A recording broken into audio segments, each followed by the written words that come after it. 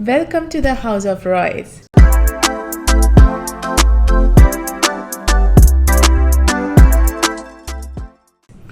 All right, so this is the second episode of our podcast. The last episode was actually on a topic which was very close to our heart. In that podcast, what we discussed was when somebody moves from one country to the other, are there language barriers, and how do you really try to negotiate with those language barriers? And we also saw how Indians have got this inferiority complex when it comes to English as a language. But today's podcast is pretty different in terms of the topic. So what is the topic? Today's topic is crafting our children's professional future. So that's a very, very interesting topic. And again, we don't think about this a lot. We chat about this casually, but that's it. We don't really ponder over this particular topic seriously and come to some serious conclusions. This podcast is all about discussing how our children's professional future should look like. How should we decide? See, we are Indians, and for us, our parents actually spent a great deal of their time deciding how our future should look like. हमारा पूरा education उसी तरह से guide किया गया है. जैसे आपको तो पता ही होगा, अगर आप इंडिया से आए हो या किसी भी डेवलपिंग कंट्री से आए हो, कि आपका जो फ्यूचर है वो डिपेंड करता है कि आपने पढ़ाई क्या करी है. तो अगर आपने इंजीनियरिंग करा है या आपने मेडिसिन करा है तो आपका फ्यूचर सेट है. इस तरह का एक नोशन है. अब ये नोशन सही है, गलत है, शायद से ये सही हुआ करता था वो टाइम पे, अभी इसका क्या रेलेवेंस है, अब कुछ चेंज हो रहा है क्या. तो आज का जो पॉडकास्ट है वो इसी टॉपिक के आसपास हम रखेंगे और उसी के बारे में डिस्कस करेंगे. आपको क्या लगता है ये टॉपिक इतना इम्पोर्टेंट क्यों है? ये टॉपिक मेरे लिए तो काफ़ी इंपॉर्टेंट है, क्योंकि मेरे लिए क्या, तुम्हारे लिए भी काफ़ी इंपॉर्टेंट है, क्योंकि हमारा एक छोटा सा बच्चा है जो 6 साल का है, अभी फर्स्ट स्टैंडर्ड में है, हम बॉस्टन में है, वो स्कूल जाता है, और हम बहुत कुछ इमेजिन करते हैं उसके लिए कि वो बड़ा होके ये बनेगा वो बनेगा, जो हमारे पेरेंट्स भी करते थे और उनके पेरेंट्स भी करते थे. एंड आई एम श्योर कि आपके घर पे भी यही होता होगा, राइट? और हम हमेशा एज पेरेंट ये चाहते हैं कि हमारा जो हमारे बच्चों का जो फ्यूचर है वो काफ़ी प्रोग्रेसिव रहे, काफ़ी सेफ रहे, कि कल को जब हम नहीं है तब उसे कोई दिक्कत ना हो इकोनॉमिकली या करियर वाइज. सो हम उस बारे में काफ़ी ज़्यादा सोचते हैं, राइट? और जब हम कोई डिसीजंस लेते कि वो क्या पढ़ाई करना चाहिए, कौन से सब्जेक्ट्स लेने चाहिए, कौन से क्लासेस में जाने चाहिए, ये सारा जो डिसीजंस है वो इस मेंटालिटी से ड्राइव होता है, इस डायरेक्शन से ड्राइव होता है. तो डायरेक्शन क्या लेना चाहिए ये आज के पॉडकास्ट में हम जानेंगे, आज के पॉडकास्ट में हम एक्सप्लोर करेंगे. और इसलिए ये टॉपिक काफ़ी ज़्यादा इंपॉर्टेंट है, क्योंकि आप जो भी आगे डिसीजंस लोगे आपके बच्चों के लिए, शायद से आज का डिस्कशन आपको वो हेल्प करेगा. सुबीर,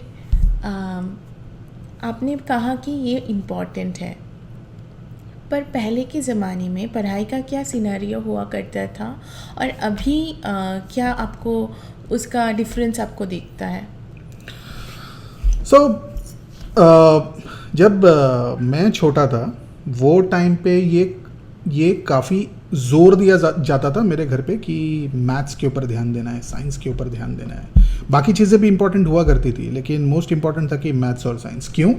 क्योंकि लिए आगे चल के इधर आप इंजीनियरिंग करो या आप डॉक्टरी करो तो आपका फ्यूचर एकदम सेटल्ड है. बाकी कुछ अगर करोगे तो थोड़ा सा दिक्कत है.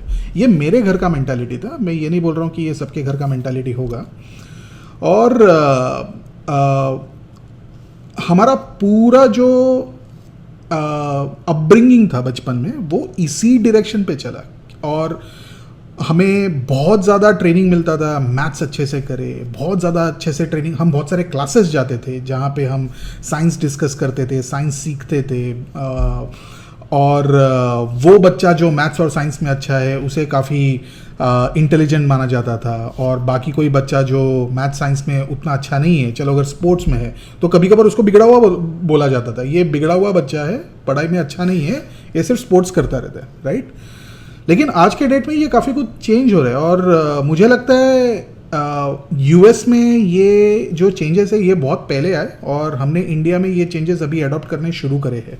और मैं अभी जो अभी का मतलब है लास्ट 10-15 ईयर्स में, राइट। तो जैसे ये जो नए नए एरियाज ऑफ डेवलपमेंट है, जैसे स्पोर्ट्स में आप एक्सेल करो या कोई आर्ट में आप एक्सेल करो, ये यूएस में शायद से 20-25 साल पहले ही शुरू हो गया था, उससे पहले शुरू हो गया था। हमारे यहाँ पे शायद से 10-15 साल पहले, ये अभी पकड़ में आ रहा है धीरे धीरे, राइट। तो ये काफ़ी डिफरेंसेस है, पहले क्या होता था और अब क्या हो रहा है। और हम जनरली मैं जो देख रहा हूँ, यूएस जो कर रही है या डेवलप्ड नेशंस जो कर रहे हैं, हम उसे फॉलो करने की कोशिश कर रहे हैं। तो अब क्या सही है या क्या गलत है वो तो मैं जानता नहीं हूँ ऑनेस्टली, लेकिन मुझे जो लगता है कि डेवलपिंग कंट्रीज में क्योंकि लिए वो डेवलपिंग है, यानी पैसा कम है, राइट, इसीलिए डेवलपिंग है, राइट। तो एक कंट्री डेवलपिंग से डेवलप्ड तभी होता है जब पर कैपिटा इनकम, यानी हर एक का जो रोजगार क्षमता है वो बढ़ जाता है, एक लेवल को पार कर जाता है। और वो लेवल को पार करने का मतलब होता है कि आपके पास बहुत सारा जॉब अपॉर्चुनिटीज है, लोग जो कर रहे हैं वो काम में उन्हें पैसा मिल रहा है, उसमें एक प्रोफेशन बन रहा है। अनफॉर्चुनेटली डेवलपिंग कंट्रीज में ये ऑप्शंस काफ़ी लिमिटेड होते हैं। अगर आप एक इंजीनियरिंग जॉब देखोगे या एक मेडिसिन का जॉब देखोगे तो वहाँ पे सैलरी ब्रैकेट्स काफ़ी अच्छी होती है, स्टेबल होता है। और अगर आपने कुछ और लाइन चूज़ कर लिया, आपने समझ लो बैचलर्स इन हिस्ट्री कर लिया वहाँ इंडिया में, तो आपको थोड़ी बहुत दिक्कत फेस होती है, in the sense in general उसको जॉब ही नहीं मिलता। जो टॉप 10% कैटेगरी है शायद से उसको कोई तो जॉब मिल जाएगा, चाहे वो आर्कियोलॉजी में चला जाए या हिस्ट्री में प्रोफेसर बन जाए। वो कुछ 10% पॉपुलेशन है जो थोड़ा बहुत प्रोग्रेस कर जाता है, लेकिन बाकी लोग उतना प्रोग्रेस नहीं कर पाते। और ऊपर से अगर आप एकेडमिक रूट पकड़ते हो, अगर आप चले जाते हो कॉलेज में जहाँ पे आप प्रोफेसर बन रहे हो, वहाँ पे भी आपका जो अर्निंग है वो उतना कुछ सब्सटेंशियल नहीं है। जो एक डॉक्टर या इंजीनियर कमा लेता है वो उतना एक प्रोफेसर शायद से ही कमा पाता है, अनलेस वो बहुत ज़्यादा फेमस है और व्हाटएवर। तो डेवलपिंग कंट्रीज में ये काफ़ी दिक्कत हो जाती है, क्योंकि लिए अगर आप एक इनकम ब्रैकेट में पहुँच जाते हो, that makes a hell lot of a difference when it comes to a developing country. India में ये बहुत ज़्यादा डिफरेंस करेगा, डेवलप कंट्रीज में इतना ज़्यादा डिफरेंस नहीं करेगा। क्योंकि हमने देखा है बिल गेट्स, मार्क जुकरबर्ग, इन लोगों ने प्रोफेशनली बहुत सक्सेस पाया है, पर एजुकेशन में भी उन लोगों ने पूरा फिनिश ही नहीं किया। ऐसे स्टोरीज वैसे इंडिया में भी है ऑनेस्टली। हमारे पास काफ़ी सारे एग्जाम्पल्स है। आप अदानी को देख लो, आप जो फाउंडर अंबानी है उनको देख लो। आई डोंट थिंक कि उन लोग ने भी काफ़ी पढ़ाई वगैरह करी है, लेकिन professionally they have been business tycoons, right. They achieved so much, जो बहुत लोगों ने पढ़ाई करने के बावजूद, बहुत पढ़ाई करने के बावजूद भी अचीव करी नहीं है। तो ये एक बहुत ही इम्पॉर्टेंट आपने पॉइंट रेज किया है कि शायद से पढ़ाई और प्रोफेशनल सक्सेस में एक डिसजॉइंट है।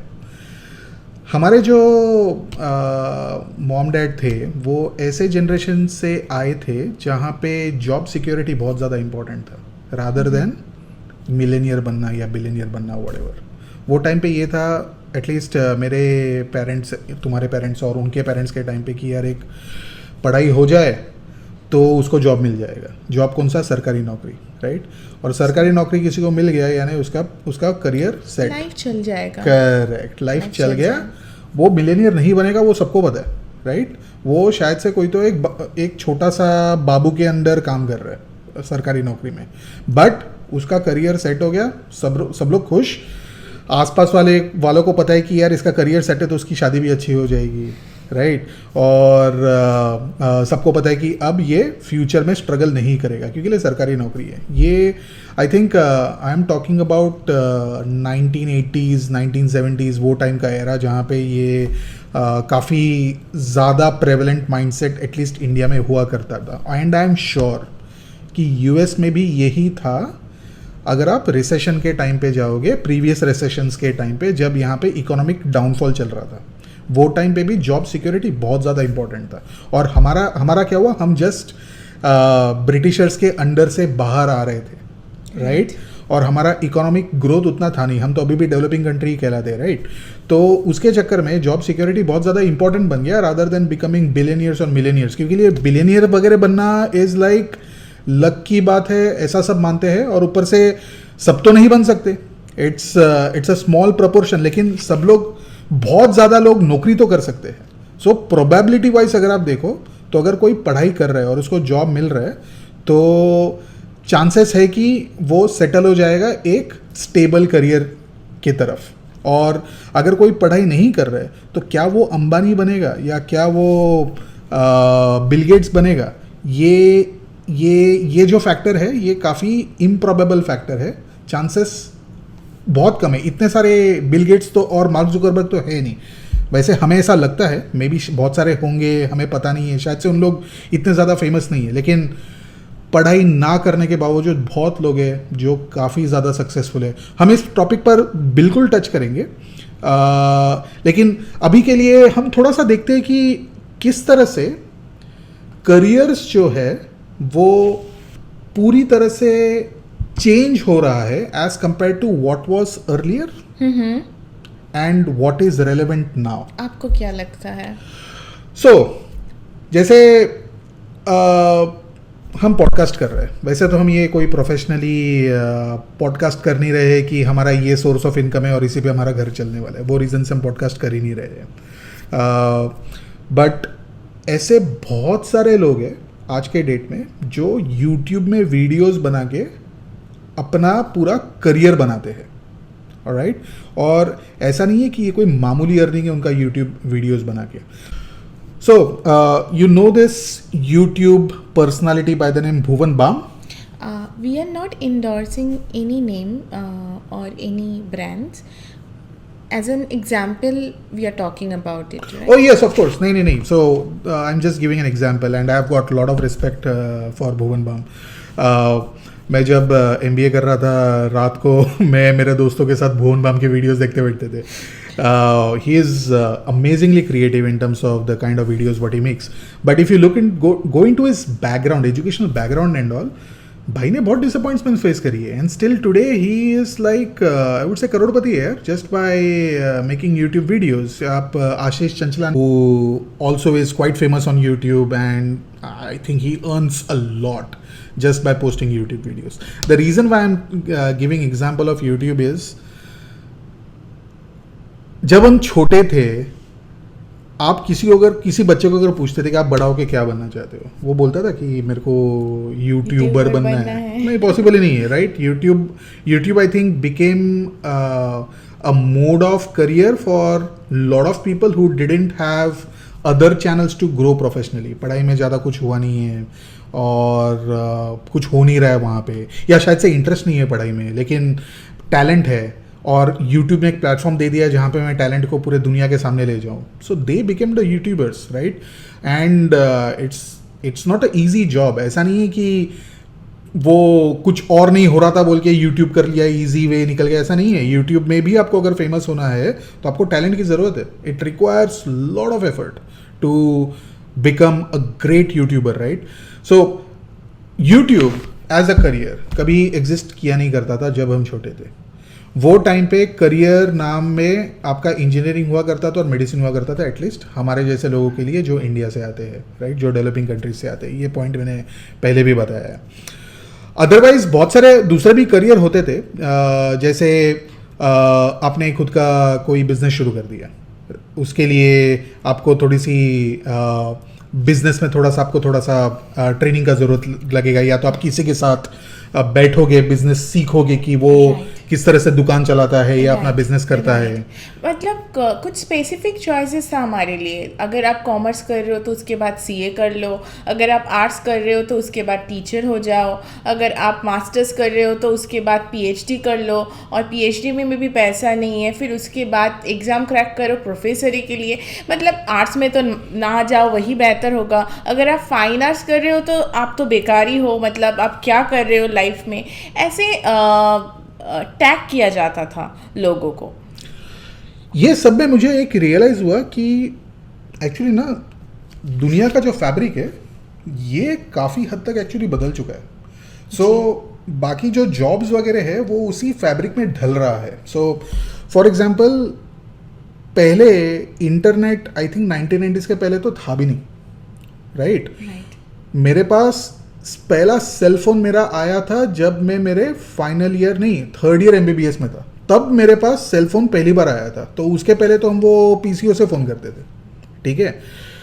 अच्छा, वो फ़ोन भी आया आई थिंक 1980s के बाद कभी तो आया होगा, मुझे एग्जैक्ट डेट नहीं पता। लेकिन what I am saying is हमारे पेरेंट्स के टाइम पे दुनिया जो था वो काफ़ी वास्ट था और काफ़ी स्लो था। इन्फॉर्मेशन एक जगह से दूसरे जगह पहुंचने के लिए बहुत टाइम लग जाता था और बहुत कॉस्टली था, राइट?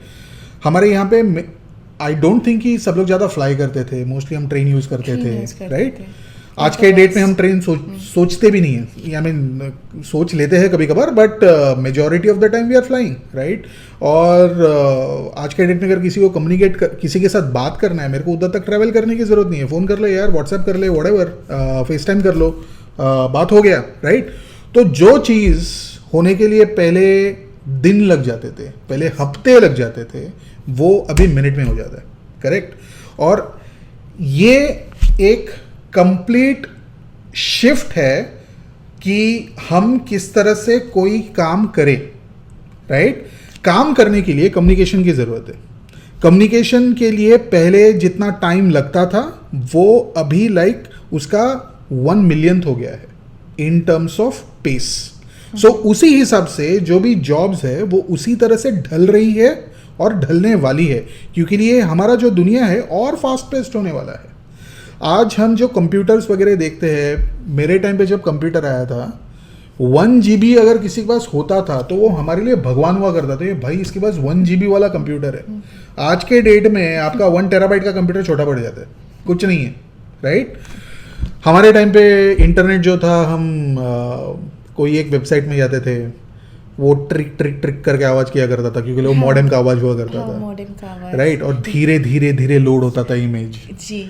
अब एक क्लिक करो, उड़ गया पूरा। सॉरी, आप कुछ बोल रहे थे? नहीं, नथिंग। ओके, तो पेस बेसिकली बहुत ज़्यादा बढ़ रहा है। सो आगे चल के या अभी भी वही जॉब्स रेलेवेंट होंगे जो ये पेस को मैच कर सके। अगर आप वो पेस को मैच नहीं कर पाओगे तो आप आगे नहीं बढ़ पाओगे। सो YouTube वगैरह अगर आप पूछोगे कि ये क्यों आज के डेट में करियर चॉइस बनते जा रहा है, इट्स जस्ट बिकॉज कि मेरे जो इंफॉर्मेशन या मैं जो क्रिएट कर रहा हूँ उसे स्प्रेड करना आज के लिए कोई बड़ी बात नहीं है। आज मैं बहुत ज़बरदस्त वे से स्प्रेड कर सकता हूँ। अगर मैं सिंगर हूँ, मैं हूँ नहीं वैसे, मैं बहुत ही बुरा गाता हूँ, लेकिन अगर समझ लो मैं सिंगर हूँ और काफ़ी टैलेंटेड सिंगर हूँ। हमारे टाइम में, हम जब छोटे थे, हमारे पेरेंट्स के टाइम पे बेसिकली आपको पैसा चाहिए ताकि आप कोई रिकॉर्डिंग स्टूडियो में जाओ, वहाँ पे आप रिकॉर्ड करो, राइट? उसके बाद आपको किसी प्रोडक्शन हाउस से लिंक होना पड़ेगा ताकि वो आपका जो म्यूज़िक है वो दुनिया भर स्प्रेड कर पाए। दुनिया भर तो छोड़ो, लोकली स्प्रेड करना ही तभी बहुत बड़ी बात हुआ करती थी, राइट? तो आप फिर क्या करोगे? आप फिर किसी शोज़ के साथ लिंक हो जाओगे। पहले बोलोगे कि मैं फ्री में आपके लिए शोज़ करूँगा, तो कोई ऑर्केस्ट्रा कर रहा है, आप वहाँ पे गए और आपने फ्री में कर लिया ताकि लोग जाने कि आपका टैलेंट क्या है। धीरे धीरे लोग बोलेंगे कि यार इसका बहुत ज़्यादा टैलेंट है, वो वर्ड ऑफ माउथ पब्लिसिटी होगा। फिर शायद से बाय लक किसी फेमस पर्सनालिटी ने आपको देख लिया, किसी प्रोडक्शन हाउस वाले ने आपको देख लिया, तो उसने आपको बुला लिया। उस तरह से होता था। It used to be a huge journey. लेकिन आज के डेट में वैसा कुछ है नहीं। अगर मैं टैलेंटेड हूँ, जो मैं हूँ नहीं, लेकिन अगर कोई मेरे में वो गाना गाने का टैलेंट है या कोई भी टैलेंट है, अगर मैं उसे YouTube में दिखा सकता हूँ तो आई एम डन। मेरे को ऑडियंस के लिए किसी प्रोडक्शन हाउस की ज़रूरत नहीं है, अपने आप मेरा ऑडियंस जनरेट हो जाएगा अगर मेरे में टैलेंट है। आज के डेट में आप जाओ यूट्यूब में, कितने सारे टैलेंटेड लोग हैं हमारे आसपास जो अपना टैलेंट यूट्यूब के थ्रू दर्शाते हैं। ये पॉडकास्ट वैसे यूट्यूब के ऊपर है नहीं, ये पॉडकास्ट है कि हम बच्चों के लिए जो करियर चॉइसेस बनाएंगे वो किस तरह से बनाएंगे, कैसे बनाना चाहिए, उसके ऊपर है। सो यूट्यूब सिर्फ एक बार बार एग्जाम्पल आ रहा है क्योंकि लिए आज के डेट में वो रेलेवेंट है। राइट। तो आपने कहा है कि जॉब का नेचर चेंज हो गया है, राइट। तो पहले, अभी वर्ल्ड जैसे बहुत फास्ट पेस में है, और पहले के ज़माने में हम जो जॉब करते थे उनके जो नेचर थे उनके लिए डिफरेंट ट्रेनिंग लगता था, और अभी डिफरेंट ट्रेनिंग लगता है। आपको क्या लगता है, क्या ट्रेनिंग हमें लेना चाहिए अभी के जॉब के लिए? हमें नहीं लेना चाहिए, हमारा तो बुढ़ापा आ गया है, लेकिन obviously our kids will need a different perspective from our end in terms of their education and their development. हम अगर वो लेंस से देखें जो हम बचपन में यूज़ करते थे हमारे ट्रेनिंग के लिए, हमारे डेवलपमेंट के लिए, तो हम शायद से हमारे बच्चों के डेवलपमेंट में बहुत प्रॉब्लम करेंगे, क्योंकि वो लेंस अभी रेलेवेंट नहीं है, बिल्कुल रेलेवेंट नहीं है, राइट। तो फॉर एग्जाम्पल, मैं जब छोटा था मेरे को फोर्स किया जाता था कि मैं रट्टा मारूं 1 to 25 का मल्टीप्लिकेशन टेबल, ठीक है, पूरी तरह से रट्टा। 1 to 25 का सारा स्क्वायर्स, 1 to 25 का सारा क्यूब्स, पूरा रट्टा मार मार के मेरे को परेशान कर दिया था। मेरा पूरा बचपन यही परेशानी में गया था कि यार इसको याद कैसे रखूं, ठीक है। अच्छा, वो तो हुआ आपका मैथ्स को लेके। लैंग्वेज को लेके आपको इंग्लिश एकदम ज़बरदस्त आनी चाहिए, जो भी बाकी लैंग्वेज क्या तेल लेने, लेकिन इंग्लिश आपको एकदम ज़बरदस्त आनी चाहिए, ओके। और हमको थोपा गया था एक ग्रामर का बुक जिसका नाम है रेन एंड मार्टिन। मुझे बिल्कुल नहीं अच्छा लगता था वो बुक, कैसे तो भी वो पढ़ता था, बड़ा ही बोरिंग सा बुक है, एटलीस्ट मेरे लिए वो बहुत बोरिंग था। कैसे भी वो ख़त्म किया। फिर बहुत सारे ऐसे किताबें थे जो हमारे ऊपर थोपे गए थे। अब आज के डेट में अगर मैं वही स्ट्रेटेजी मेरे बच्चों पे यूज़ करूँ तो वो एक भी काम में नहीं आने वाले हैं। पहली बात तो आज के डेट में कोई मल्टीप्लिकेशन टेबल का किधर भी ज़रूरत नहीं है। मैं जो जॉब करता हूँ वहाँ पे मेरे सामने माइक्रोसॉफ्ट एक्सेल होता है, वहाँ पे आप नंबर्स डाल दो, सब कैलकुलेशन अपने आप हो जाता है। अच्छा, उसकी भी ज़रूरत नहीं है। कैलकुलेटर बोल के एक ऐप है, वो आपके फ़ोन में भी है, कंप्यूटर में भी है, सब जगह है, उसमें कैलकुलेशन हो जाता है। कोई ऐसा लाइफ सेविंग स्किल नहीं है। हाँ, रहेगा तो अच्छी बात है, मैं उसको बुरा नहीं बोल रहा हूँ, बहुत सही है कि आपने आपको मल्टीप्लिकेशन टेबल्स आता है, 100 मल्टीप्लिकेशन टेबल्स है, बहुत अच्छी बात है, वेरी गुड। ये इट इज़, आई वुड से, ग्रेट, लेकिन नॉट अ मस्ट हैव। ये अगर आपको नहीं आता है, इससे कुछ फ़र्क नहीं पड़ने वाला है। आपका कोई फ्यूचर में जॉब नहीं मिलने वाला है बिकॉज आपको मल्टीप्लिकेशन टेबल नहीं आता, ऐसा कुछ नहीं है, राइट। इंग्लिश का भी वही आज के डेट में मैं देख रहा हूँ, वही हाल है। वो हमने प्रीवियस पॉडकास्ट में भी डिस्कस करा है कि अगर आपके सामने सब लोग अगर इंग्लिश बोल रहे हैं, आपको थोड़ा बहुत इंग्लिश आना चाहिए, which should be good enough for communication, right. लेकिन again, don't make a big deal out of it, right. So आज के डेट में क्या चाहिए? आज के डेट में बेसिकली आपको पेस के साथ मैच करते आना चाहिए। और इसका मतलब ये नहीं कि आपको सुपर कंप्यूटर होना है, लेकिन आपको सुपर कंप्यूटर को समझना है, right. So you cannot shy away and से कि यार मैं टेक्नोलॉजी को इग्नोर करूँगा, मैं नहीं समझूंगा टेक्नोलॉजी को। आपको थोड़ा बहुत तो जानना ही पड़ेगा कि टेक्नोलॉजी कैसे यूज़ हो रहा है। इसका मतलब ये नहीं कि आपको कोडिंग सीखना पड़ेगा, जो आज के डेट में वो एक बहुत बड़ा चीज़ बन रहा है। हर एक बच्चे को फोर्स किया जाता है कि यार तू कोडिंग सीख, राइट। जो बेसिक सा जॉब होता है इंजीनियरिंग में, वो कोडिंग वाला होता है।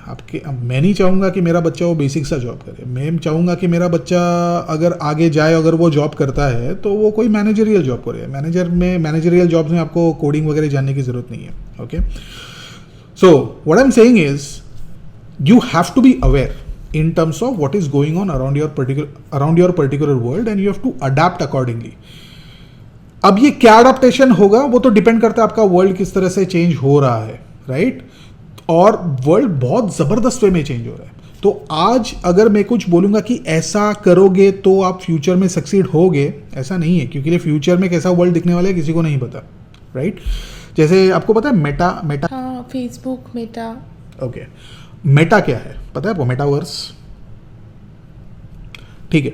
सो मेटावर्स बोल के कॉन्सेप्ट है जो एक वर्चुअल दुनिया है, ठीक है? वर्चुअल दुनिया का मतलब होता है कि अभी हम गेमिंग खेल रहे हैं, हम समझो रोड रैश खेल रहे हैं। मेरे टाइम पे रोड रैश बोल के गेम हुआ करता था, बहुत मज़ा आता था खेलने को, ठीक है? NFS हुआ करता था, नीड्स फॉर स्पीड। गाड़ी के अंदर कोई तो बैठा है, आप चला रहे हो, मैंने भी खेला है। ठीक है? तो लेकिन वो जो इंटरफेस है उसमें क्या है कि आप यहाँ पे बैठे हो, वो जो भी हो रहा है कंप्यूटर स्क्रीन के अंदर हो रहा है, ठीक है? व्हाट इफ अगर आप वो कंप्यूटर स्क्रीन के अंदर जाके वो ड्राइवर बन रहे हो, कैसे करोगे वो? तो वो है कॉन्सेप्ट मेटावर्स का। मेटावर्स का कॉन्सेप्ट ये है कि आपके यहाँ पे गॉगल लगा हुआ है, जो अभी का कॉन्सेप्ट आगे जाके वो भी चेंज होएगा शायद से, एक गूगल लेंस है या व्हाटएवर, फेसबुक लेंस है, व्हाटएवर, वो आपने पहना हुआ है और आपको लग रहा है कि वो गाड़ी के अंदर आप बैठे हो। Okay. It's a very different kind of experience and that technology is still at its infancy, अभी बहुत अर्ली स्टेजेस में है। अगर आपने मैट्रिक्स वगैरह मूवी देखी रहेगी ना, that is the future of metaverse, जहां पे आप सो गए हो और सपने में वो सपना आपका रियलिटी है और उसके अंदर आप जो कुछ कर रहे हो वो ही आपके लिए रियलिटी बन रहा है। सो फ्यूचर में ये अगर हो गया, आपका पूरा दुनिया बदलने वाला है, वहां पे वो मेटावर्स आपका दुनिया बनने वाला है, राइट? सो आज का फ्रेमवर्क यूज करके हम डिफाइन नहीं कर सकते कि कल आपको जॉब में क्या हेल्प करने वाला है, आपके बच्चों को जॉब में क्या हेल्प करने वाला है। What is really important is to remain relevant मतलब आज जो चल रहा है, you quickly adapt to it, you do not stick to the biases that you carry from your childhood. Engineering is great, medicine आज के डेट में भी रेलेवेंट है, okay, but there are so many other things which are becoming more and more relevant. अगर अभी का अगर आप मुझे पूछे तो AI आपको जानना है, आर्टिफिशियल इंटेलिजेंस किस तरह से मूव हो रहा है आपको जानना है, आपको यूज़ करते आना चाहिए। छोटे छोटे बच्चे आज यूज़ कर रहे हैं, ChatGPT यूज़ करके बच्चे होमवर्क वगैरह ख़त्म कर रहे हैं। मैं कितने सारे कंपनीज जानता हूँ जो ChatGPT या बिंग AI या जो भी नए नए AI मॉडल्स आए हैं वो यूज़ करके आधा से ज़्यादा काम ख़त्म कर रहे हैं। अगर आप ये चीज़ पे ट्रेन खुद को नहीं करोगे, आप खुद इररिलेवेंट हो जाओगे। मैं ये नहीं बोल रहा हूँ कि हर एक बच्चों को AI सिखाओ फिर, all what I am trying to say is आप जो भी दिशा दोगे आपके बच्चे को, ये जान के देना कि आज के डेट में क्या चल रहा है, आज के डेट में क्या रेलेवेंट है, उस तरह से आप शेप करना आपके बच्चों के एजुकेशन को। It doesn't give any guarantee दो कि फ्यूचर में वो उसको हेल्प करने वाला है, ओके? ये याद रख के ही आपको उसे शेप करना है। और एक मैं बताता हूँ, हमारे टाइम पे नॉलेज रिटेंशन को बहुत ज़्यादा इंपॉर्टेंस दिया जाता था कि आप में कितना ज़्यादा नॉलेज है। आज भी इंपॉर्टेंट है लेकिन ज़रूरी नहीं है, गूगल में जाओ सारा नॉलेज अवेलेबल है। और AI इसी चीज़ को और ज़्यादा तरीके से बदल रही है। जैसे पोएम एक आर्ट फॉर्म है जिसमें नॉलेज भी लगता है लिटरेचर का और ऊपर से आपको थोड़ा सा आर्टिस्ट भी होना पड़ता है। आप AI को पूछ लो, वो एक टॉपिक दे दो, वो बढ़िया सा पोएम बना के देता है, right? So things are changing a lot in terms of the capabilities which are required to make you successful in future from job perspective. But the bigger question is, or I won't say bigger question, I think the challenge what I would pose to this particular podcast, to this particular line of discussion is, why think about a job? Why do you want to make yourself capable to do some job? That's a big question which I want to ask everyone who is thinking कि मेरे बच्चे को मैं engineer, doctor जो भी बनाना है उसके तरफ एजुकेशन करवाना है, whatever, I want to ask all these parents कि why do you want to see your children do slavery of someone else as an employee? ये सब तो ठीक है, पर मुझे लगता है हमारी कुछ ज़रूरतें हैं जो कभी नहीं बदलते। अगर हम उसके आसपास पढ़ाई करें तो हमारे जॉब्स कभी इररिलेवेंट हो ही नहीं सकते। तो आपको क्या लगता है इस बारे में? नहीं, ये this is a great point actually. You are right. And there are certain things which will never change for us as human beings, right? जैसे फूड, क्लोथिंग, शेल्टर, ये हमेशा हमें लगेगा ही irrespective of what generation we are in. Apart from that, entertainment, हम बहुत जल्दी आजकल हो जाते हैं. हमें एंटरटेनमेंट की ज़रूरत है. फेसबुक, यूट्यूब और क्या है, at the end of the day they are sometimes और most of the times modes of entertainment, right? हम सिनेमा थिएटर क्यों जाते हैं? एंटरटेनमेंट के लिए. अच्छा, जो लोग एंटरटेनमेंट करवाते हैं वो क्यों करवाते हैं? एक तो ऑफकोर्स पैसे के लिए, दूसरा recognition. So recognition itself is one of the core human needs. Next important human need is safety. जैसे मैं चाहूँगा कि मैं जहाँ पे भी हूँ वहाँ पे मैं सेफ रहूँ, और ये सदियों से ये नीड रहा ही है ह्यूमन बींग्स का कि मेरे को कोई प्रॉब्लम ना हो, राइट? कोई मेरे को अटैक ना कर दे या मेरे लाइफ में कुछ दिक्कत ना आए, राइट? इसी के चक्कर में पुलिस बना हुआ है, इसी के चक्कर में मिलिट्री बना हुआ है, इसी के चक्कर में मंदिर बना हुआ है. आप मंदिर में जाके क्या करते हो? हमें बरकत देना और हमारी सुरक्षा करना, ये हम मांगते हैं, राइट? सो ये कुछ चीज़ें हैं जो काइंड ऑफ इटर्नल है. ये वाली नीड्स कभी चेंज होगी नहीं, राइट? और यू आर राइट. अगर if we focus on these needs and drive the entire educational journey towards these, then it's safe. It's more or less safe. If you have a hotel of your own, most probably it will be a good what do you say, income generator for you as a career. Or if you are a builder, you are building homes, right? The nature of homes might change, but the requirement of homes will always remain. So if you are a progressive builder, you will always be successful, right? If you are into entertainment industry, irrespective of what era you are, if you are a good entertainer and you are relevant, your entertainment is relevant in that period of time, for that period of time, you will have audience who will recognize your talent and you will get rewarded for that, right? Security systems will always be there. So if you are into armed forces, if you are into police, whatever, right? If you are a part of the administration, there are jobs which take care of such kind of functions. And if you are training your kids towards such jobs, you will mostly secure their future. Again, at this point, I come to this कि ये बहुत बड़ा एक question mark है कि हम as a parent क्या हमें डिसाइड करना चाहिए कि हमारे बच्चों को फ्यूचर में क्या करना चाहिए. ये बहुत बड़ा क्वेश्चन है. आपको क्या लगता है?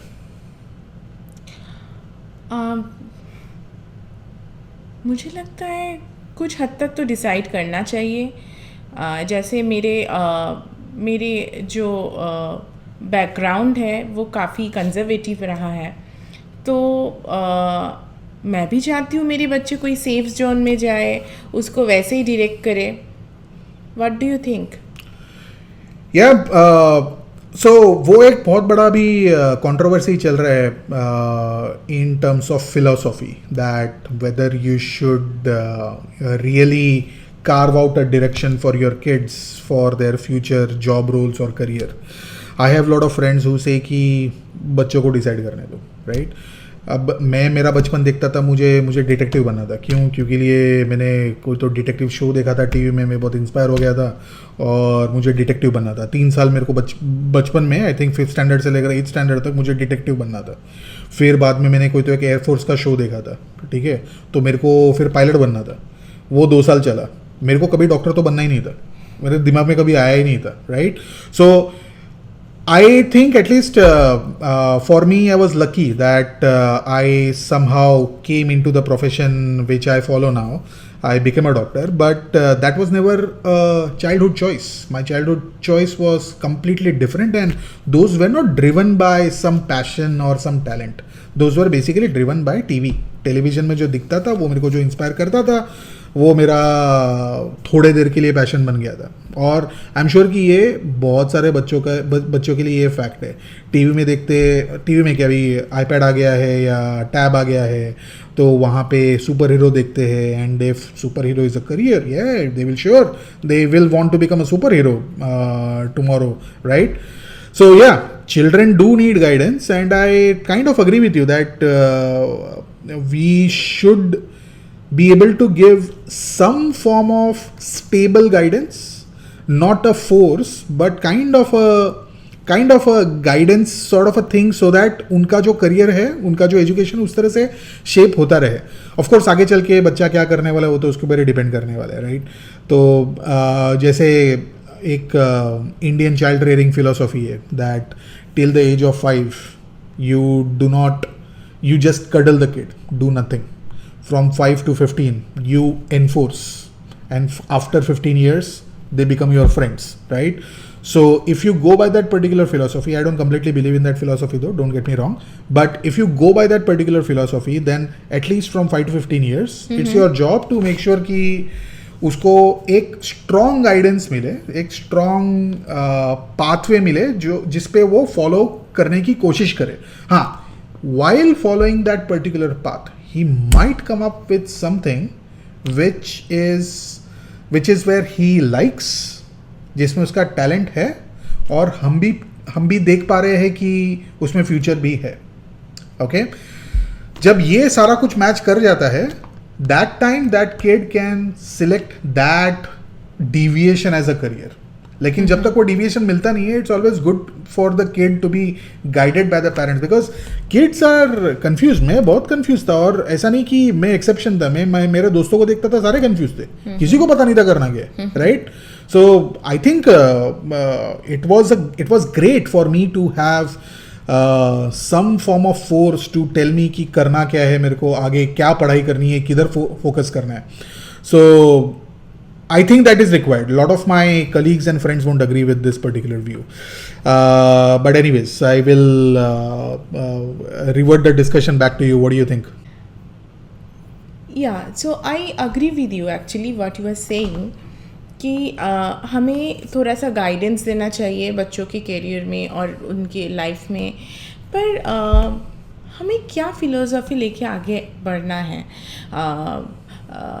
सभी बच्चों को हमें डॉक्टर इंजीनियर बनाना है या क्या बनाना है, क्या फ़िलोसॉफ़ी होना चाहिए as a parent? What do you think? ये काफ़ी टफ क्वेश्चन है honestly, and we all struggle with this, right? कि बच्चे कंफ्यूज्ड है, और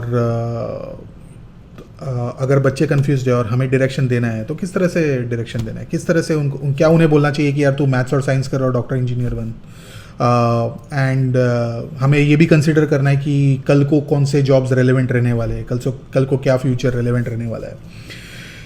बट ये पूरे चीज़ में आई थिंक मैं एक कॉन्सेप्ट काफ़ी बार यूज़ करता हूँ जिसे कहते हैं इकिगाई. ये एक जापानीज़ कॉन्सेप्ट है, ठीक है? ऑडियंस में मोस्टली बहुत जनों ने ये जाना भी रहेगा. सो इकिगाई एक जापानीज़ कॉन्सेप्ट है जो ये कहता है कि आप ना एक काइंड ऑफ वेन डायग्राम जैसा बनाओ. वेन डायग्राम यानी आप एक ब्लॉक बनाओ जिसमें आपने लिखा है कि आपको क्या अच्छा लगता है, ठीक है?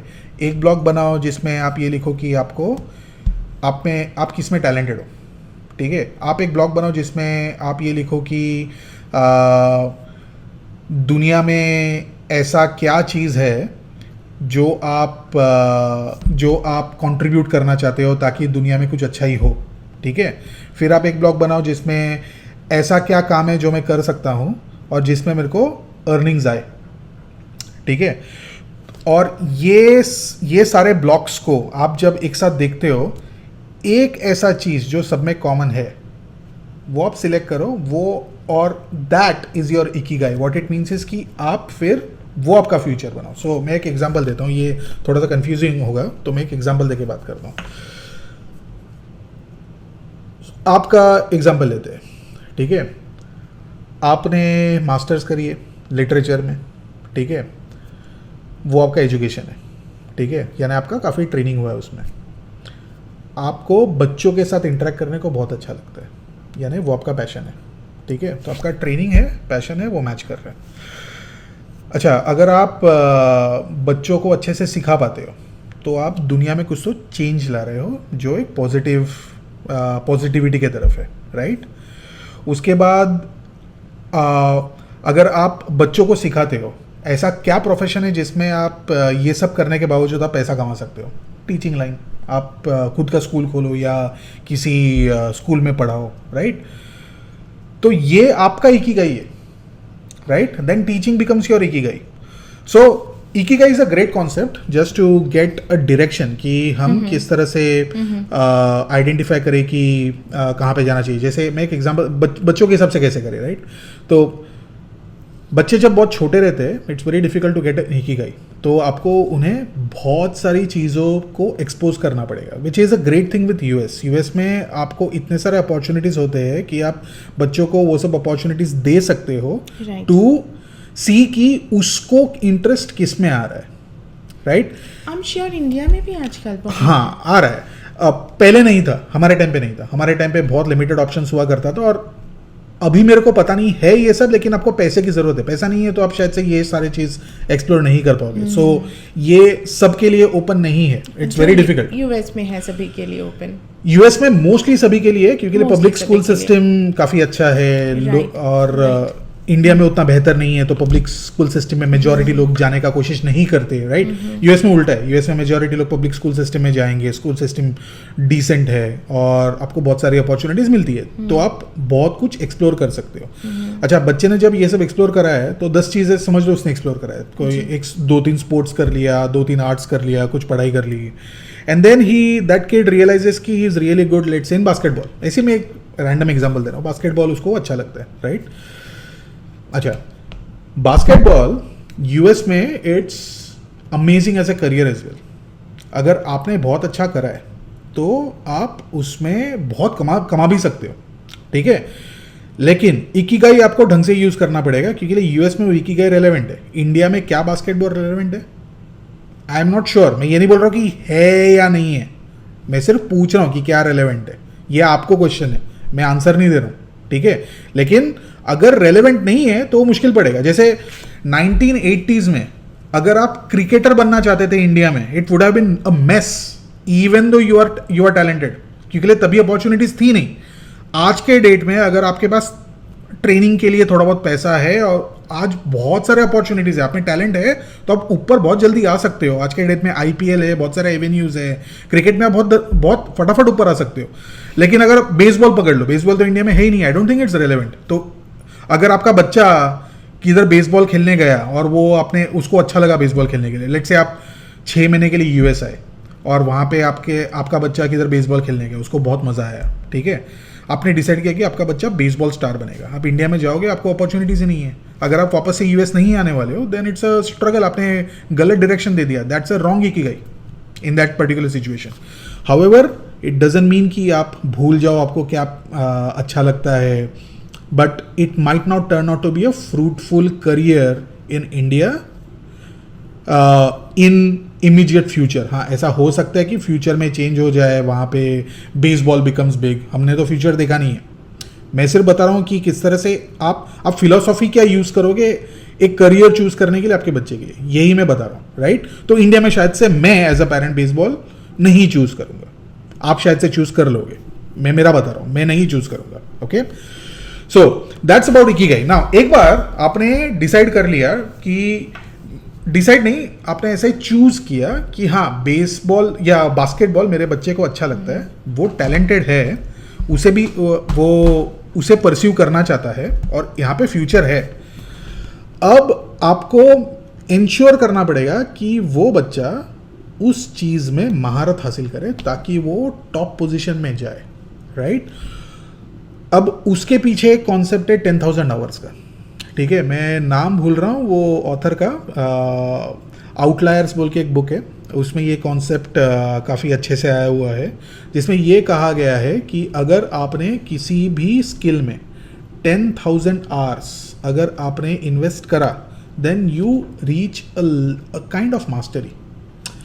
जैसे चेस में मुझे चेस खेलना बहुत अच्छा लगता है, लेकिन मैं कोई मास्टर वगैरह तो हूँ नहीं, लेकिन मेरे को बहुत अच्छा लगता है. It's my passion, but I am not really a great और very talented chess player. I just like playing, right.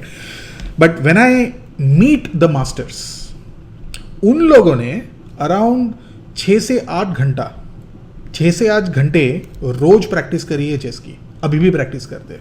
अच्छा. और जब मैं उन लोगों ने 10,000 आवर्स क्रॉस कर लिया है वो स्किल में. मैंने उतना नहीं किया है, राइट. और ये पूरा प्रैक्टिस का ही गेम है. तो जब हम खेलते हैं चेस, एक मूव के पीछे 10,000 20,000 कैलकुलेशंस हो सकते हैं. ह्यूमनली पॉसिबल नहीं है. मैं 7-8 मूव कैलकुलेट कर सकते हो, एक मास्टर साइड से 25-30 मूव कैलकुलेट कर ले, उससे ज़्यादा नहीं कैलकुलेट कर पाता है, राइट. बट स्टिल वो जब मूव करता है वो मोस्टली राइट मूव ही करता है. अगर आप 5 मिनट वाला फटाफट वाला गेम खेलो तभी भी वो एकदम से राइट मूव ही खेलता है. उसे पोजीशन में दिख जाता है कि चेकमेट कैसे करना है, एकदम से दिख जाता है उसको. वो उसका ट्रेनिंग है, वो अभी उसका इंट्यूशन में चला गया. जैसे गिटार, राइट. इनिशियली मैथ्स है वो कि यहाँ पे ये स्ट्रिंग है, वहाँ पे ये स्ट्रिंग है, यहाँ पे ऐसे पकड़ो तो ऐसे फ्रीक्वेंसी, इधर पकड़ो तो ऐसे फ्रीक्वेंसी है. लेकिन वो जो प्रैक्टिस करता है, ये पूरा मैथ्स एक आर्ट में कन्वर्ट हो जाता है. उसको सोचना नहीं पड़ता है कि उसका उंगली किधर जाना चाहिए, अपने आप जाता है. So maths becomes an art once you have crossed those 10,000 hours. So the first thing is ikigai से आप डिसाइड करो कि आपको कौन सा डायरेक्शन में जाना है, और बाद में अपने आप को पूरी तरह से उसमें डाल दो ताकि आप वो 10,000 आवर्स वाला लिमिट क्रॉस कर पाओ और आप उसमें मास्टरी हासिल करो. करेक्ट. और ये सब के पीछे ना एक ही क्या कहते हैं कॉन्सेप्ट है, जो है प्यार का. अगर आप किसी चीज़ से प्यार कर बैठे हो, आपको ना मर के उसमें प्रैक्टिस करने की ज़रूरत नहीं पड़ेगी, आप अपने आप कर लोगे. वो फाइंड करना बहुत बहुत मुश्किल है, और मोस्टली इकिगाई आपको वो हेल्प करता है वो फाइंड करने के लिए. क्योंकि लिए आपको कुछ अच्छा लग रहा है, उसमें फ्यूचर भी है, उसमें पैसा भी है, तो आप प्यार कर बैठते हो ऐसी चीज़ों से, राइट. अगर आप किसी चीज़ में टैलेंटेड हो, पैसा भी आ रहा है, फ्यूचर भी बन रहा है, करेक्ट. तो वो एक काफ़ी इंपॉर्टेंट चीज़ है when it comes to developing your kid for a future. अब इसी डिस्कशन के आसपास एक और कॉन्सेप्ट है जो बहुत ज़्यादा इंपॉर्टेंट है, और वो कॉन्सेप्ट होता है आपका प्रैक्टिस का.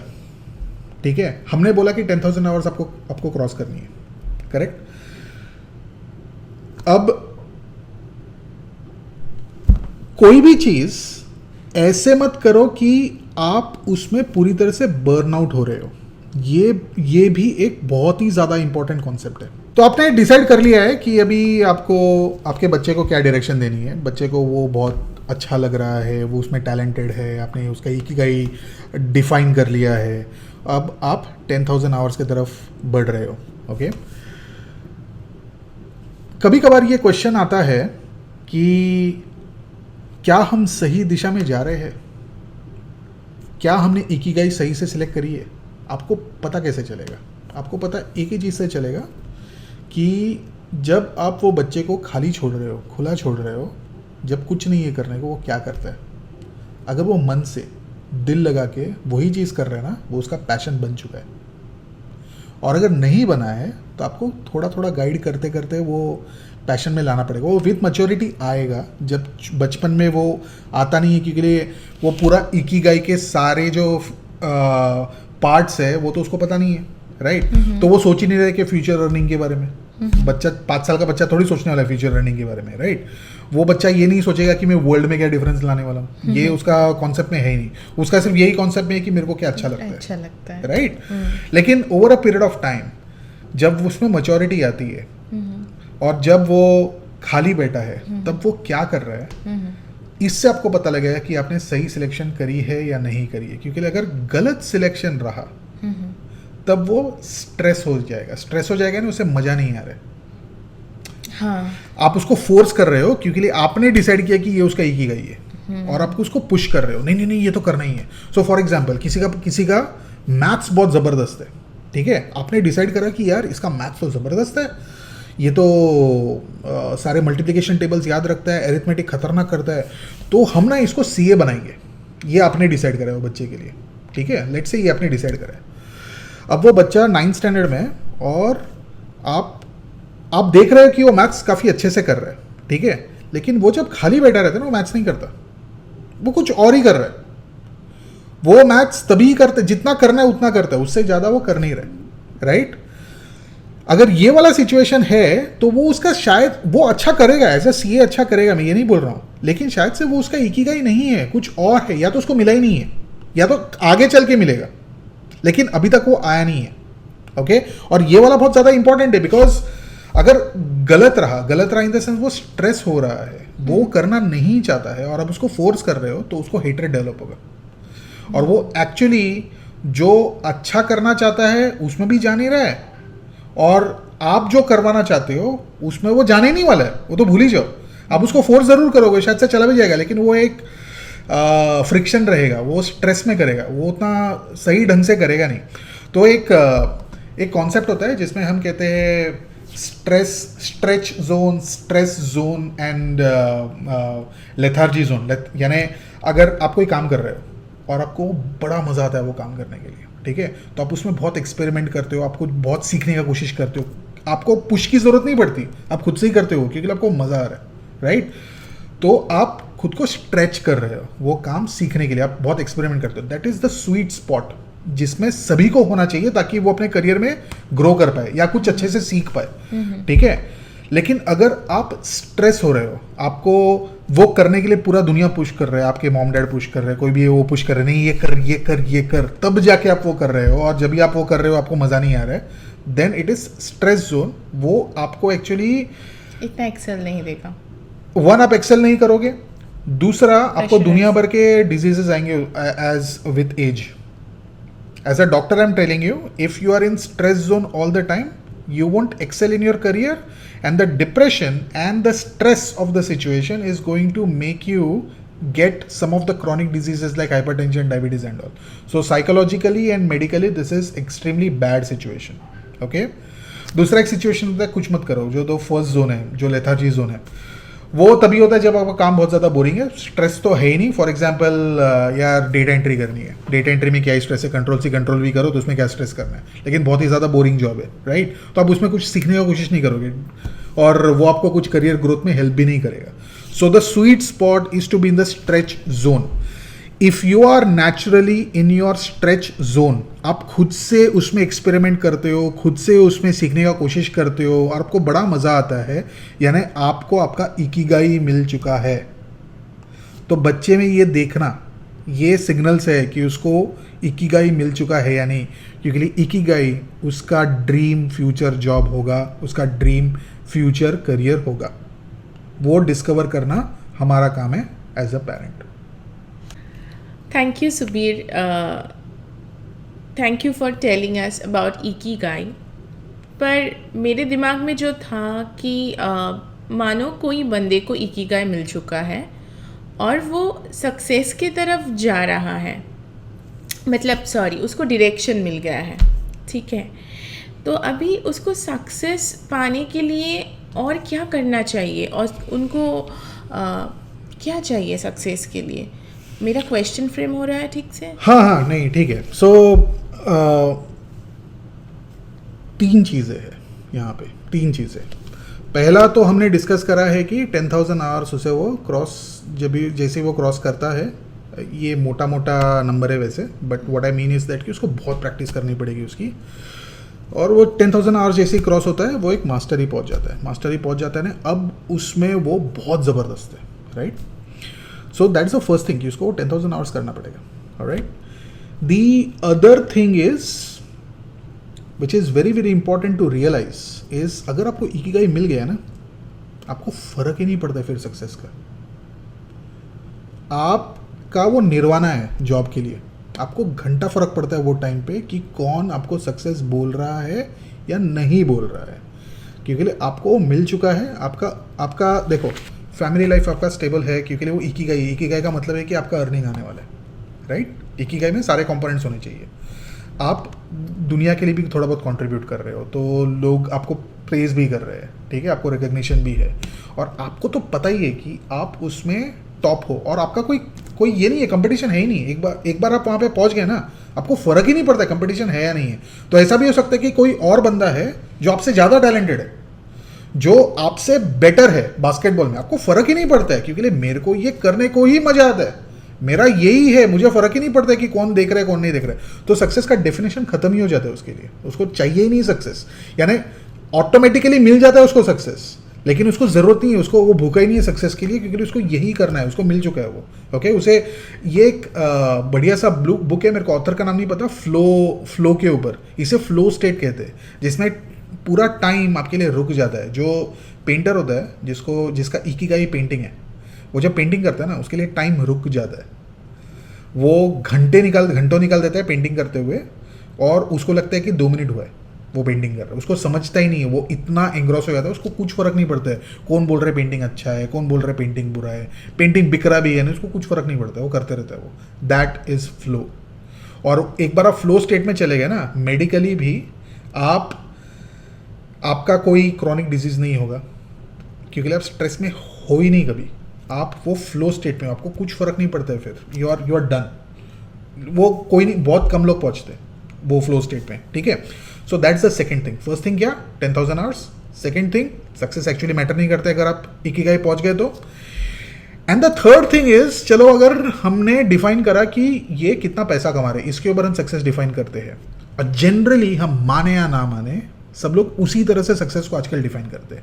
So let's cut the bullshit कि ये सक्सेस नहीं है क्योंकि पूरा दुनिया वही बोल रहा है सक्सेस है, तो वो एंगल से देखते हैं, ठीक है। कि अगर आप देख रहे हो कि पैसा कौन ज्यादा कमाता है, याद रखना humans are better than monkeys only because they can connect a lot number of people together. Okay, so monkeys जो है दे आर एक्सट्रीमली इंटेलिजेंट। हमारे में और मंकीज में ज़्यादा डिफरेंस है नहीं, थोड़ा सा 1-2% जेनेटिक्स में डिफरेंस है और ज़्यादा डिफरेंस है नहीं। ब्रेन पावर भी हमारा नियरली सिमिलर है, लेकिन एक ही चीज़ है जिसमें हम कंप्लीटली उनसे सुपीरियर है, वो है कनेक्टिंग लॉट ऑफ पीपल। उन monkeys, if I remember correctly, they cannot form groups beyond 40। हम बड़े बड़े ऑर्गेनाइजेशंस बनाते हैं, okay, and that is the super power what we have as human beings. और हमारा जो ब्रेन का इवोल्यूशन है वो इसी तरह गया है कि हम लोगों को कनेक्ट कैसे करें। हमारा पूरा इवोल्यूशन उस तरह से है। हमारा नाक जो है वो यहाँ पे है, अगर आप एनिमल्स का देखोगे वो ज़मीन की तरफ होता है नाक, ठीक है। तो वो नाक से जो इन्फॉर्मेशन मिलता है वो खाना खाने के लिए या क्या डेंजर है क्या नहीं है उससे वो सूंघते रहते हैं, इसलिए उनका पावर इतना ज़्यादा है। हमारा नाक का कोई पावर ही नहीं है। क्यों? क्योंकि हमें उसकी ज़रूरत नहीं है, हमें वो नॉइज़ है, हमें नॉइज़ की ज़रूरत नहीं, हमें रिच इन्फॉर्मेशन की ज़रूरत है जो हम लोगों का एक्सप्रेशन देख के जानते हैं और फिर उससे कनेक्ट करते हैं लोगों को। सो हमारा पूरा जो ब्रेन डेवलपमेंट है वो इसी तरफ है कि हम लोगों को कैसे कनेक्ट करें। बाकी कोई डेवलपमेंट हमारा हुआ ही नहीं है। हमारी आंखें कमज़ोर है, ईगल हमसे ज़्यादा अच्छे से दिखता है, हमारा नाक कमज़ोर है, बेयर हमसे ज़्यादा अच्छे से सूंघता है, हमारा टेस्ट कमज़ोर है, हमारा कान कमज़ोर है, सब कुछ कमज़ोर है, लेकिन ये सब नॉइज़ है। जो मोस्ट इंपॉर्टेंट है कि ये जो भी इंफॉर्मेशन है ये किस तरह से प्रोसेस होकर हम लोगों को कनेक्ट कर रहे हैं, राइट। तो पुराने ज़माने में जब हम शिकार पे जाते थे, एक आदमी एक लायन को तो मार नहीं पाएगा, राइट, लेकिन वो अपना दिमाग लगा के एक हंटर ग्रुप को गैदर करके वो लायन का शिकार आराम से कर देता था, राइट। आगे चल के उसी तरह से आदमी ने बहुत सारे लोगों को कनेक्ट करके गन्स बनाए। आज के डेट में हंटिंग गन्स लेके होती है, लेकिन गन तो एक आदमी नहीं बनाता है। गन बनाने के लिए बहुत सारे लोग लगते हैं, कि इंडस्ट्री लगता है। आज के डेट में मैं जाता हूँ, मैं दुकान से यूएस में तो वैसे पॉसिबल है, दुकान में जाओ आप गन खरीद लो, राइट, लेकिन वो गन तो किसी ने बनाया है, और जिसने बनाया है वो अकेले ने नहीं बनाया है, वो एक बड़ा इंडस्ट्री है। So what I am saying is the core concept is that the biggest strength what humans have is connecting people, and this is true in terms of professional success as well. अगर आप basketball में हो, वो आपका ikigai है, आप basketball player बन के बहुत बहुत कमा सकते हो, लेकिन इमेजिन आपने खुद का कंपनी खोला जहाँ पे बहुत सारे बास्केटबॉल प्लेयर्स है और बहुत सारे शोज कर रहे हो उनके साथ, बहुत सारे कंपटीशंस कर रहे हो, आप उनको स्पॉन्सर कर रहे हो, राइट। एज अ कंपनी आप उनसे बहुत ज़्यादा कमाओगे। So remember this, the most important skill what Mark Zuckerberg had or has, or Bill Gates has, or Ambani had, or Adani has, or all those billionaires have, is not intelligence, is not skill, is their ability to connect people.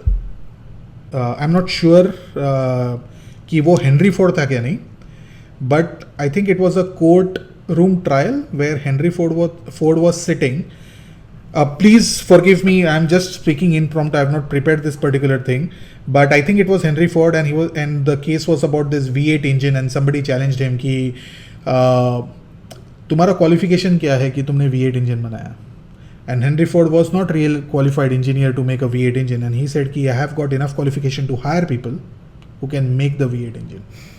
And it is simple. तुम अगर तुम्हारे पास एक business idea है और तुम लोगों को जोड़ सकते हो, तो तुम्हें ना पैसे की ज़रूरत है क्योंकि तुम इन्वेस्टर्स को ले आओगे, तुम्हें ना टैलेंट की ज़रूरत है क्योंकि वो इन्वेस्टर के पैसे से तुम वो टैलेंट को हायर करोगे, ऑलराइट, और तुम्हें एक्चुअली किसी की ज़रूरत नहीं है, तुम्हें सिर्फ लोगों को जिनके पास राइट स्किल सेट है उनको साथ में लाने की ज़रूरत है. And that skill is not taught in any school. Okay, I would love to have an education system जहाँ पे ये skill सिखाया जाए along with business skills. I do not want my kid to be a slave like me working for some company. Rather than that, I would love my kid to be a small entrepreneur जिसने खुद का दिमाग लगा के लोगों को connect करके कुछ तो एक बिजनेस शुरू किया है. That's how you learn to survive in this world. The moment you have this particular skill ना, you don't have to then worry about कि कितना पेस में आज का दुनिया चल रहा है, कल को क्या सिचुएशन होने वाला है, परसों को क्या सिचुएशन होने वाला है. I've got a lot of friends of mine who never studied, who we thought that they might be failures. Today, if I look back at them, they are much more successful than where I am. All right, and I'm not doing really bad in my life. So what I really mean to say is that they have done exceedingly well despite their limited educational background, which really tells us that education has got limited correlation to your success in future if you're measuring success in terms of money or career, right? Okay, so I think this podcast has gone really long. And I am satisfied in terms of the content what we have covered. I hope we have answered most of the questions. I hope that you will all get some direction in terms of how you guide your kids towards their career as they grow up. And this podcast is also a way for us as a couple to, crystallize our thoughts and learn from our own discussions what to do and how to solve these questions when we are solving those questions for you. With this, I would like to end this particular podcast. Thank you for your patience and for listening. Thank you so much. Thank you.